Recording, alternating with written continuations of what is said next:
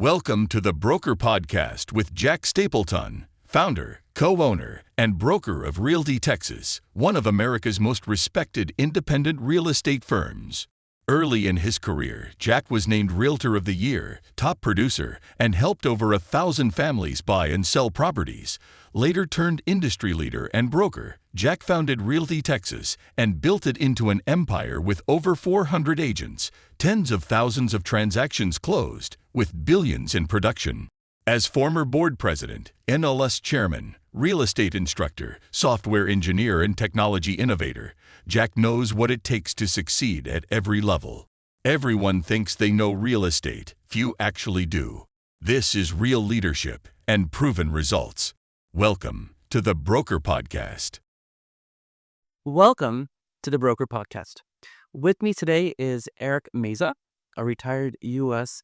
Army veteran who served our country for over 25 years. So Eric enlisted in the Army at just 17 years old? Just 17. That was it. Wow. He spent his first 5 years serving the U.S. Army Reserves before transitioning to active duty, and served his first 15 years as an enlisted soldier, rising to the rank of Staff Sergeant and serving as a 92 Yankee Unit Supply Specialist. Yes, sir. Yeah. Wow. You were then selected to become a warrant officer and served as a property accounting technician, advising Army leaders on property accountability and supply operations. Is that right? That's correct. Yes. Wow.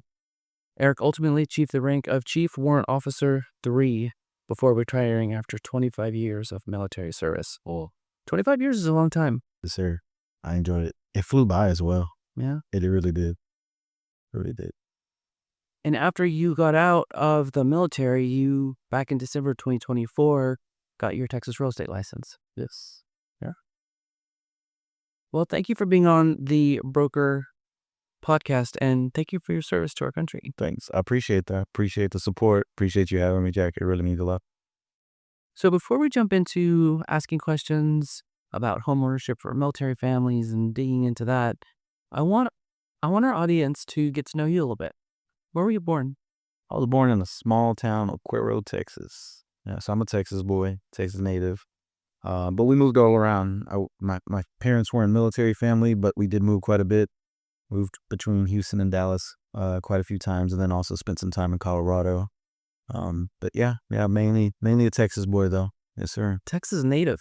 Yes, sir. That's like a thing. And I claim Houston. Houston is where I claim my roots at because, that's just where we spend a majority of our time. I don't think people realize how big Houston is. It's huge. I believe it's the third largest city now. In the entire country. Yes, sir. Yeah. It's a huge city. I have to ask, what pushed you to join the military at 17? Life. We didn't have the best kind of financial upbringing and stuff like that. And so I saw that kind of play out as my young childhood and I wanted something different. I became a young father. And so I needed to do something other than kind of the typical tech jobs, labor jobs and stuff like that. And so I joined the military thinking the reserves was going to be what pays those bills and stuff like that. Did not know at 17 years old that that's not how the United States Army Reserves work. It's a part-time thing. So I made ends meet, here and there, but I needed something more. I needed it in the discipline side of the house, but I also needed it on the financial side. Sure. And active duty was the way to go. It was great. I went on a reserve tour. It was during our annual training to Japan. And I saw how active duty life was there in Japan. And I was like, oh my gosh, barbecues on the beach. Like, heck yeah, this is awesome. Sign me up. Didn't realize that was going to be the case. The Army, when I went active, sent me to Fort Lewis, Washington, where there was rain all the time. And I was like, wait, this is not what I did in the reserves. But yeah, it was good. It was what I needed. I'm glad I did it. I guess being a young father forces you to have to take responsibility quick and figure it out. Absolutely. Yeah, it was what was needed. And I'm glad I did it. I do not regret it at all. So you spent the first 5 years in the reserves, and then after that you enlisted? Yes, I went active after that. And you went active? Yes, sir. So as a young parent, what was that first 15 years like? How much moving did you do? Where did you travel to? Well, so Was at Fort Lewis, Washington was my first duty station. Now it's called JBLM, Joint Base Lewis McChord. Um, and then I only was there for 6 months, and the Army said, "Hey, we're moving the unit to Germany." And so we moved to Germany. We did an overseas tour right out the gate. Spent a couple years there. Did a deployment to Iraq there. That was pretty interesting navigating life that way. And then moved back to the States after that deployment. After being in Germany for a few years. Did Kentucky, went to Virginia, went to Colorado, been to Fort Hood a couple times. So, a handful of duty stations. Probably about 7 duty stations total, actually. It was a few deployments in between, all throughout the U.S. and, like I said, Germany a couple times, and Iraq. Yeah, That's a lot of moving. It's a lot of change. quite a bit. I guess the one central theme was the military, the Army, Yes, in your Army brotherhood, but everything else around you is constantly changing. all about it. Yeah, and the family. And the family was the biggest unit. So the family, did they stay put or did they come with you? No, they moved. My wife at the time, she was, she was like, "Hey, you're in it, I'm in it." And so we moved the kids. The kids are military brats. It was a hard lifestyle for them, but they also like that title. And my son ended up joining the military, following my footsteps. He's now 26 years old. He only did one tour though. He was like, "I don't know how you did this for so many years, Dad." And I was like, "It's not for everybody," but yeah, I'm proud of the fact that he did that. And they're military brats through and through, and I'm happy for them that I gave them that. It wasn't the easiest, but they've definitely developed some grit because of it. I mean, they got to see the world. They did Germany at a young age, so when they had those lessons in school and stuff like that, they can say, "Hey, you kind of seen some of that stuff. I was there in Germany, and it was pretty interesting." I think it's a good perspective to have, Mhm. to see how other people around the world are living and coming back here and hopefully being grateful and thankful for what we have here. Yes, yes. Ice water. It's something. It does the small things for real. That definitely protects us, boy. It's definitely that. Well, thank you. What do you think your greatest challenge that you faced, transitioning from 25 years in the military to retiring and getting into real estate? What was the most difficult part of that?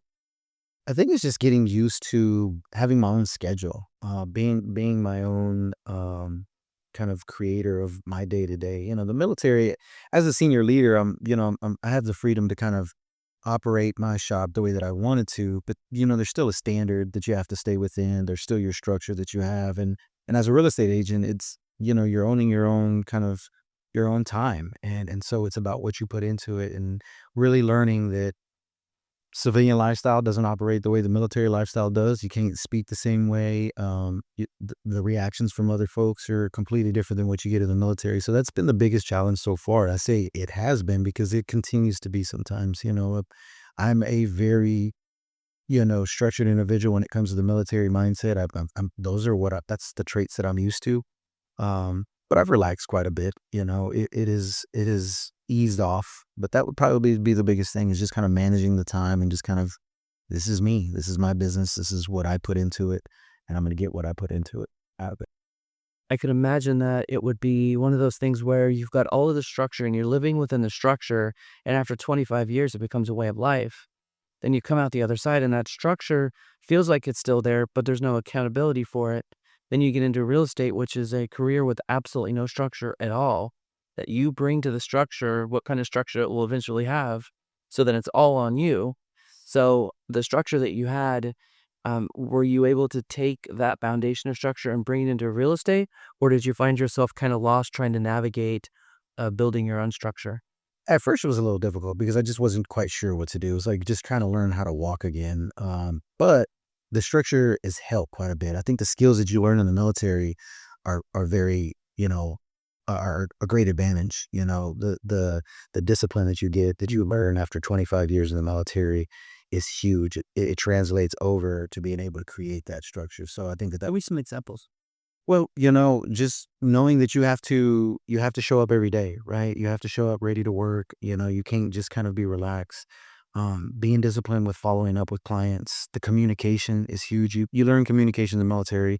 That's actually one of the classes they teach in the military is, in the Army at least. And so being able to communicate clearly and effectively with civilians, clients, is a big one. That was a huge advantage that I had. Is I'm not afraid to communicate with folks. I think that I could make my point very clearly, and be empathetic at the same time. Yeah, it was very. You could probably teach a few classes on that to other real estate agents who really need that. I'd be all about it. Yeah. I think you have to have that. You also have to have that clear, concise communication sometimes when dealing with certain clients, and I mean, you're going to get all kinds. But I think that helps for some certain individuals.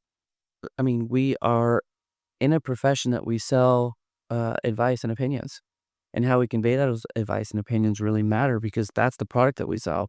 And if we can articulate our thoughts well, it's the difference between making our clients feel safe in working with us, or them walking away from our advice more confused than they started out and start getting advice from other people, and ultimately lose them as a client. I think communication is the most important thing. Absolutely, I would agree. So, how do you think the structure is one thing, but what are some other things in the military that you think really helped you um, in real estate, and why real estate? Well, real estate was just, in my opinion, it was a great transition just because it allowed me to have the freedom of being able to kind of move about my day to day, like we talked about the structure. Um, it's a good way to build income, when it comes to not having to have that 9 to 5, not having to go into the office every day. Personally, I like to meet people. That's what I liked about the military was the brotherhood, meeting different folks, moving around. And so real estate allows me to do that. I'm not moving from state to state so much, but I'm able to move about my community and I'm able to serve my community in that aspect. And so that's what I really enjoy. I still like helping people. And I think that as a soldier, that's what I was doing on a bigger scale, on a larger scale. Now it's just in my community. And so I feel like I'm still serving my community just in a different aspect.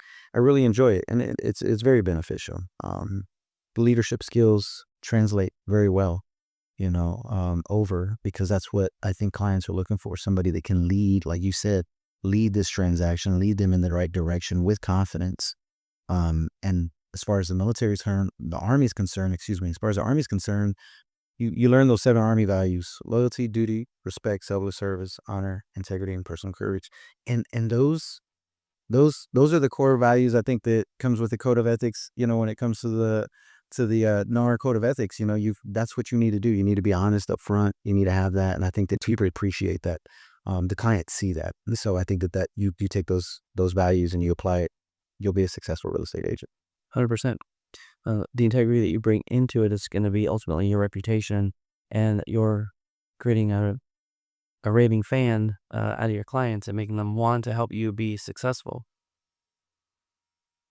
So, uh, yeah, it's a good transition. It's a very clear transition. I could see someone moving from the military to real estate. Where do you think that most people you're still a young guy, you have a lot of opportunity, there was a lot of options for you, probably, working at a police department or a fire department, or a lot of those places where you see a lot of veterans land coming out of the military. Where do you see most military veterans moving into after being in the military for as long as you have?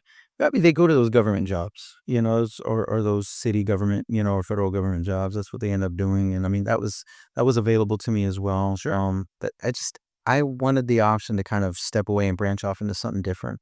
Um, I wanted the stability of just kind of owning my own time. And I think that was the biggest thing. But a majority of my battle buddies that have gotten out that I spoke with that are part of my class, they came up in the ranks with me. They're all in those federal jobs. And it works for them. It was the lifestyle that they wanted. But, there's a handful of us that chose something else, specifically me and another friend. We chose the real estate path. And you can see the difference. I think that there are our aura, our vibe is completely different where they still kind of have that military mindset. And I just kind of wanted to break away from that because it feels different. It feels really good. Retirement feels really, really good. And Certainly, you simply earned it. I'm thankful. I'm thankful for it. Absolutely. Do you recommend real estate for other people who are coming in the military, army, as you did? 100%. And even if you're not retiring, I mean, not everybody does 20 plus years. The Army's not meant for everybody. Circumstances happen, medical, things happen and they're not able to get out. But I think it's a great transition. I mean, you take the skills that you have, that you've learned so far in that in your time frame, whether it's 3 years or it's 25 years like mine, you can definitely succeed because you've learned how to communicate. You've learned those, like where we talked about the discipline. It's a great avenue to get into. You're also continually learning in the military, 100%. and you take that foundation of having the high commitment education and bringing that into real estate, which is a profession that requires you to continually learn. And now that you've been in it for a couple of years, now you've amassed enough information and learned this business well enough to be able to start applying what you've known to help other people with their homeownership journey. Is helping fellow veterans or active duty military one of your passions? Yes, absolutely. I love being able to help veterans when they come across. When I see a client coming across, I've got a couple of them right now that I'm working with, and they're veterans. A couple of them are warrant officers, like I was. It excites me because I know what they're going through. I know the struggle of moving a family from one state to another. I'm dealing with somebody that's moving from South Carolina to Fort Hood. I know what that struggle is. I hear the stresses in his voice, his wife's voice, and I know exactly what that's like. I've been in those shoes. And so it excites me because, I know I can help out. I'm confident in that 100%. It's called empathy. Yes. Yeah. You can see what they're going through and you hold space for that and help them through that. So now, would you call it a niche? Yes, I would. I would absolutely call it a niche. I mean, it's not only something that I'm passionate about, but definitely something that I'm comfortable with doing. Yeah, in the military, you learn how to problem solve and you learn how to adapt and overcome.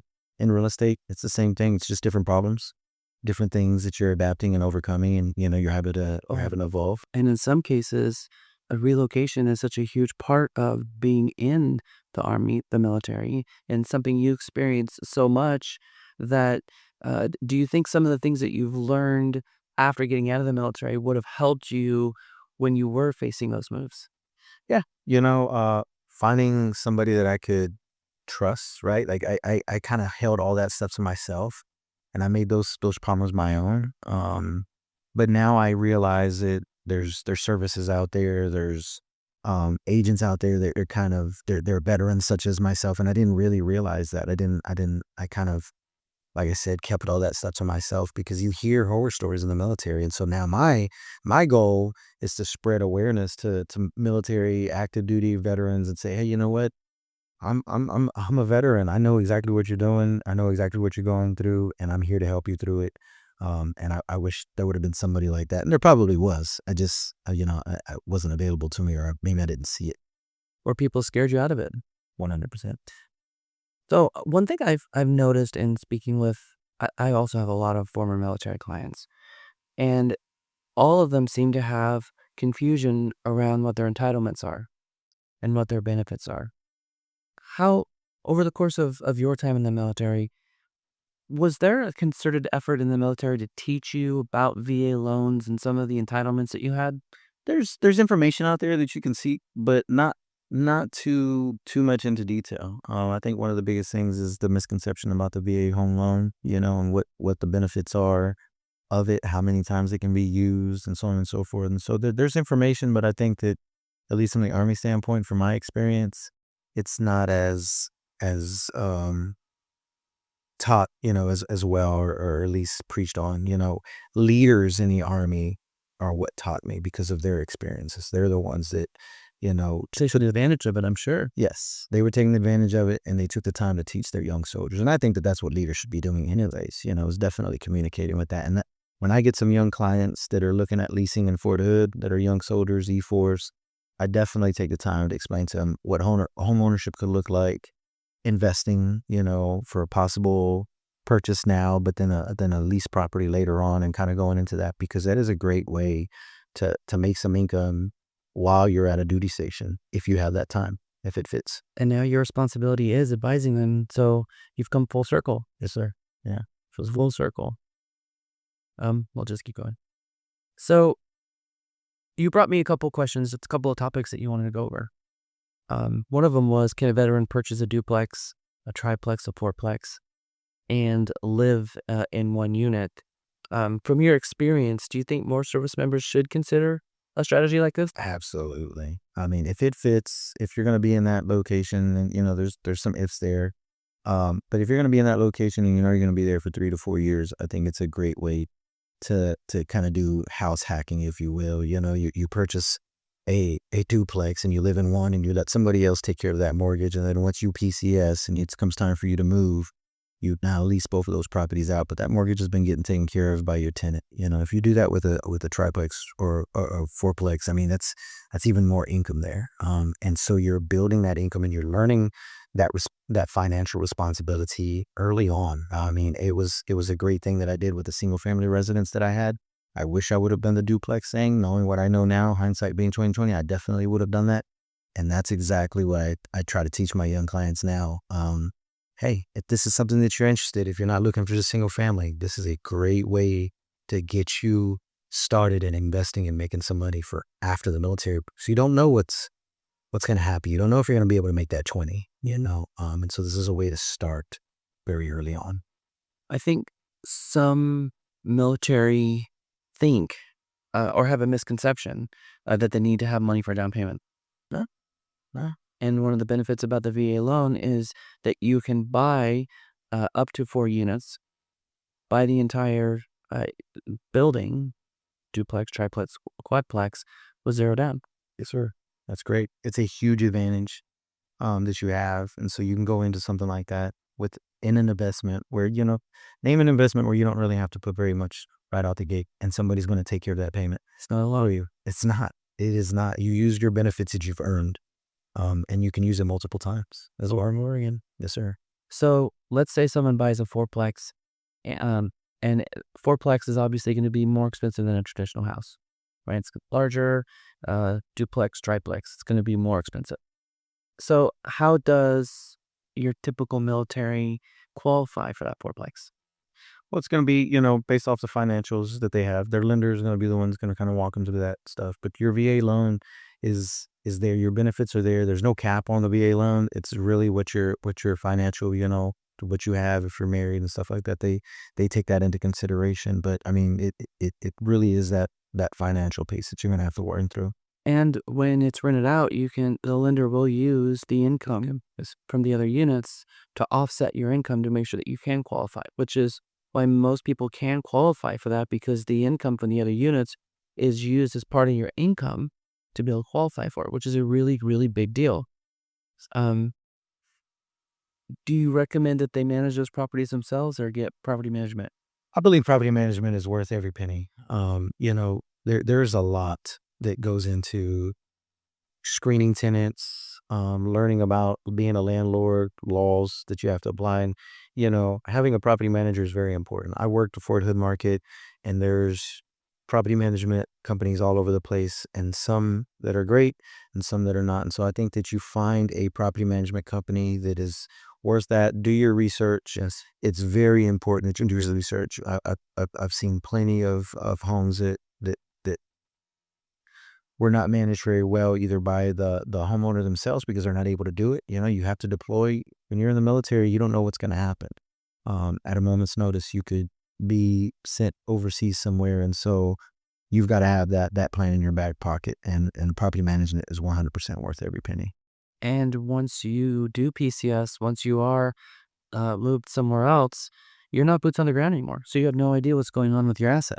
That is huge, Jack. Like, that is so big. I did a video about that specifically on my social media, because I know a lot of military members that are not local, and their properties are not, they're not being able to see them. And so would you just leave $500,000 to a friend and say, hey, hold on to this for me, and not check in, not ask about it, nothing like that? Like, I mean, I've got some good friends, but I don't have friends that are that I trust that much, right? And I mean, there's personal responsibility, and you're lacking in that by just walking away from it. Yeah. Yeah, and I don't. I think that a lot of military members, they just kind of want, oh, I'll kind of push it over to this property manager and hope that it's going to be taken care of. But you can't do the old thing. It is an investment. And so I think that if you're going to be an investor, you got to take that extra step and kind of be an educated investor and do some research and know who you're trusting with your investment. 100%.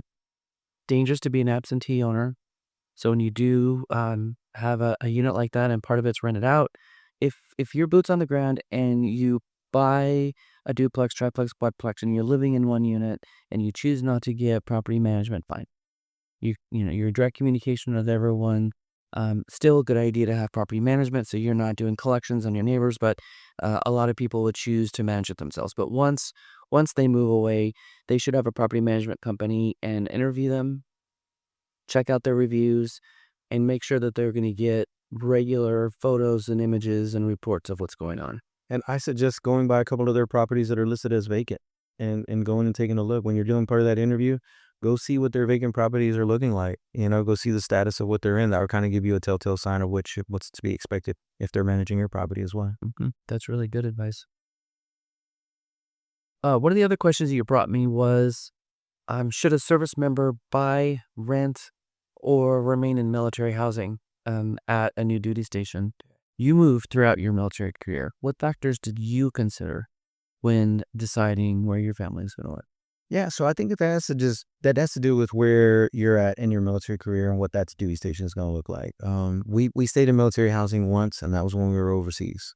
It worked out for us. We were in Germany. We didn't know much about the off post community very well, so we just wanted to trust it. We're going to be on base. We're going to be able to be close to work. It worked out for us, and I think that on post housing that works well for families that have multiple children. The pets also, it could be a big thing.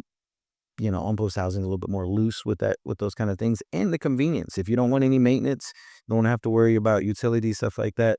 Your BH takes care of all that stuff, and it's a great option if that's where you want. Renting for us was it depended on what was going to happen in my career. If I knew that I was going to be deploying, which happened quite a few times, so I was like, then we leased, because we didn't want to have to deal with a sale or something to have taken place. Me not being able to be on ground to be able to kind of manage that stuff, sell the home or anything like that. And ultimately, purchasing a home was the best decision that I did when I was at Fort Hood the first time. I knew that I felt at the time that I was going to be there for quite a few years. You never know. But the Army did what it did. Yeah. And I PCS shortly after that purchase. However, though, that was the opportunity for me to be able to invest and turn it into a rental property. And that right there, Jack, was what started me off and kind of wanting to do the real estate thing, because I made money off of that. I had that property for about 12 years, and then I sold it just a couple years ago, and I only paid the mortgage on it when I was living there for the first 2 years. Other than that, I had a tenant in there, and so it was all wealthily. Yeah, it's 100%, and then you just take that and you just roll it into something else. Yeah. I mean, with earning your entitlement, having access to a VA loan, zero down program, you're moving around, and everywhere you land, you purchase a home, and then you be able to live in it, rent out the other side, or just live in it and turn it into a rental when you leave. That is an investment strategy that not everyone has access to. Absolutely. So for those people who are choosing, they're going. I was also thinking about something that you mentioned about your kids and being in Germany. I would imagine that on base housing would kind of be an advantage too, because they're around kids who speak English, speak the same language, and be able to create community with, and they can grow up with. Because sometimes I could imagine if all of your neighbors spoke a different language, that might be a weird thing for the kids too. Yeah. It was already a challenge, kind of moving the family overseas as it is. So that was the other thing. We wanted to kind of keep some familiarity with the family. And that just, it felt like home. It felt like being back in the States, but not. What advice would you give? A little bit more advice digging into being a landlord. What should military landlords know before managing a property from another state or another country? Well, I think that the biggest thing is, like we talked about earlier, was just doing your research on property management. I mean, not all property managers are the same. Look at their fees. Look at what you're actually getting when you're signing that property management agreement with them. And, maybe have a lawyer, kind of review that over with you if you have some questions about it. But that's one of the biggest things is, what is it that you're getting and who is it that you're trusting with your investment? I cannot stress that enough. I think that that's the most important thing, because you're not going to be on ground. You're not going to be able to see it. And not going to be able to do that. And I think that the other piece of it is do those check-ins.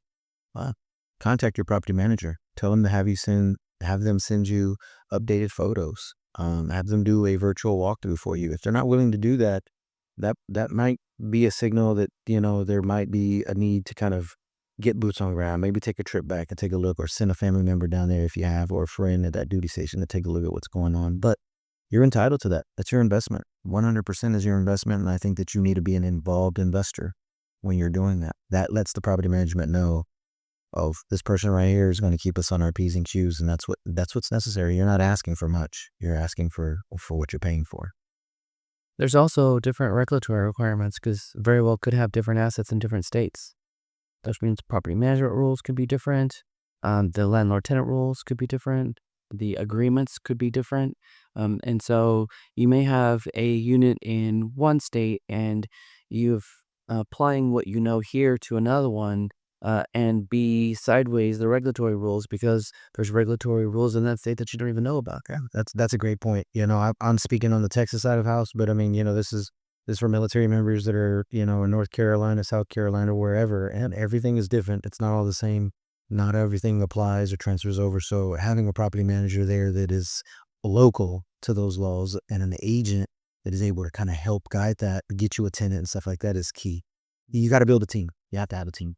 And, when you have a property manager that, even if you don't have a property manager, you should not be using Facebook Marketplace or Craigslist or whatever trying to get a tenant in place. No. Yeah. So if you're going to lease it yourself, you should hire a real estate agent to at least run the background, run the application, make sure their credit is good to try to at least get a good tenant in place. It's worth the money. I think that a lot of, I spoke to a lot of my friends and some potential clients and stuff like that, that they're like, oh, I can do that myself. And it's, it's not a matter of whether you can, right? It's more in the sense of, do you have that full capability to kind of apply all that knowledge that somebody is licensed and understands and knows what to look out for. It's very important. It is 100%. So what advice would you give a first-time home buyer that is in the military and they're looking for starting their first purchase? Well, first thing is reach out to, a real estate agent and kind of find out what it is that's out there in that market. See what that market is doing, right? You need to understand what it is that market specifically is doing for you. And then reach out to it, have them get in contact with a lender and run that and kind of see where you're at with your VA loan benefits. Once you have that, I think it's just really just kind of looking at that lifestyle that you're looking to have. Are you going to do an investment? Is this something that you're going to sell? What are your plans? Kind of asking those questions with your agent, kind of going over what your goals are. My best thing is find that educated agent, preferably a veteran, that speaks that same language, that understands what you're going through and kind of help navigate that process. Has there been any designations or certifications since you've been in the market, since you've been in the real estate profession that focuses on military? Well, yes, the military relocation professional. MRP, that's great. Once you see that designation, that agent may not have been a veteran themselves, but have gone through that course. They went through that course, and so they're able to kind of understand what you're going through and then be able to help guide in that transaction. And it never hurts to have both. Never hurts to have both. That's always better, right? Sure. What markets do you serve? Fort Hood and the Austin market. I kind of spread myself between both. I love working the Austin Metro, around here with the surrounding communities because this is where I live. But I'm always going to stay connected to the military community. I miss the brotherhood. I can't get away from it. And so my business continuously finds me out there, and I'm very thankful for all the military clients that I have that really want to go out there as well. So I have no problem being in that side at all. I like it. Well, let's talk a little bit more local. Let's talk about Fort Hood. I know a lot of the veterans or even active duty military, one of the consistent things I've heard is they often don't want to live near base. Mm-hmm. Or they have spouses who are needing a job somewhere and they end up having to move somewhere in a mid place, North Austin, Georgetown, North Austin, lots of jobs. Yes. And so somewhere in the middle, which seems to be Gerald. Yeah. Right there in between Austin and Fort Hood. How many do you recommend that someone stay near the base and buy housing in Fort Hood, or do you recommend Jarrow? But that's gonna be their lifestyle specific. But I recommend, looking at these other North Austin locations such as Gerald, Georgetown, Liberty Hill. That's where I'm at. Um, because those communities they're growing quite a bit, and the Austin job market is growing quite a bit. We have a lot out here. So if you're looking for an investment, now you have a wider pool. And you're absolutely right. Not a lot of military folks, especially like the younger ones that I speak to now. They want to kind of get away. They love the military. That's what they do for a living. But then they also kind of want to have some space between that and their off time. And so this gives you the opportunity to kind of have the best of both worlds. But they still have to report to the base. So have to be there in the morning. It's some ungodly hour. It's still the discipline that you're going to have to go ahead and go with. I mean, I made that hour drive every morning for my last 5 years. It can be a tough one, but it's also rewarding though as well. When you're off, you're off. So there's a lot to factor in: price point, mileage, gas, Yes, sir. all of that. So I guess for someone who's looking to buy a home, do you think that the prices are better in and around Fort Hood, Killeen, or do you think the prices are better North Austin, anywhere from Temple, Salado to Jarrow? They're competitive. It just depends on kind of that client, right? But I mean, for closer to the clean area, you're gonna kind of be at that, I would say, starter price, for a lot of the younger soldiers that are out there, which is a great investment start price.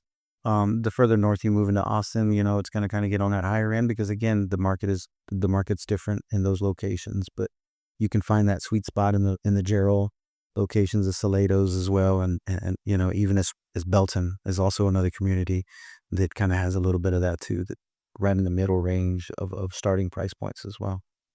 So probably could get a lower price towards Fort Hood, Killeen. The question is it going to have the same appreciation? Yes, sir. Yeah. What do you think? The Fort Hood market is always going to be there, right? You're going to have soldiers coming in and out. It's your pool though, folks, that you're looking for. Do you just want to kind of single out just a pool of military folks and veterans, or do you want to open that up to civilians? And that's why I suggest to some of my clients that they can afford kind of the higher price point to move to the North Austin area, because now you've opened up, if you're going to look at leasing or selling later, you've opened yourself up to a wider pool of potential tenants and or buyers. Well, this is really good advice. Thank you for coming and hanging out with me on the Broker Podcast. Yes, sir. I appreciate it. If you are looking for a real estate agent and you're in the military, former military, veteran, give Eric a call. Eric knows what it takes to be a good real estate agent and knows how to find one. So if you are in some other state and you're looking for real estate advice, feel free to give him a call. He can help you get connected with a really good and knowledgeable real estate agent who can take care of you in those other markets. And if you are in Central Texas, Killeen, Fort Hood, Round Rock, Austin, Georgetown, and looking in this market, give Eric a call. What's the best way to reach you? Well, you get a hold of me on my cell, 512-883-7649, or you can reach out on my social media, Eric Meza Realtor. I'm on Instagram, I'm on Facebook. Just look up Eric Meza Realtor. You can also Google as well. Done a good job of being able to get to the top of the Google search as well. So anyway, if you got a computer, you can find me, Eric Meza Realtor. I love it. Thank you again for your service, and I appreciate it. Thanks a lot, Brett.